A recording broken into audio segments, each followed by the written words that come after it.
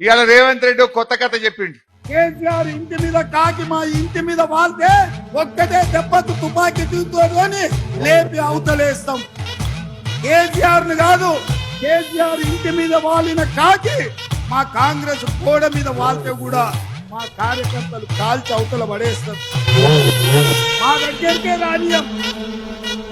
ఆ ఇంటి మీద వాళ్ళని కాకి ఇంటి మీద వాళ్ళని అన్నావు కదా, మరి నీ చేవెళ్ల ఎంపీ అభ్యర్థి రంజిత్ రెడ్డి ఎవరు? నీ మల్కాజ్గిరి అభ్యర్థి సునీతా మహేందర్ రెడ్డి ఎవరు? నీ వరంగల్ అభ్యర్థి కడియం కావ్య శ్రీహరి ఎవరు? నువ్వు సికింద్రాబాద్ లో పోటీ చేస్తున్న దానం నాగేందర్ ఎవరు? కేసీఆర్ ఇంటి మీద వాలిన కాకి మా కాంగ్రెస్ గోడ మీద వాళ్తే కూడా మా దగ్గరికే రానియం. కాకులను వాళ్ళని అన్నావు, గద్దలను ఎత్తుకపోయినావు రేవంత్ రెడ్డి. నువ్వు మాట్లాడే హక్కే నీకు లేదు.